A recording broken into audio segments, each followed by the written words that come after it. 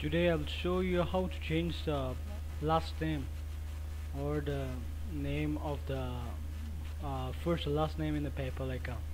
Just go to paypal.com and just type in your password, click enter. After you go here, like there's some kind of tutorial, like just go to profile, edit my profile, but there's nothing like that, but we can just go to different option. After we go here, we can go to profile, just click here, don't go down but just click on profile, double click, just click there and the option will just come up. Here we can change the name, change name.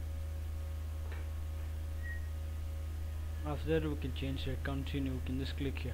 Now like if you click business change name, we have to upload some files in order to go according to the policy of the website. So like I can't do because I don't have the file, but we can change like this.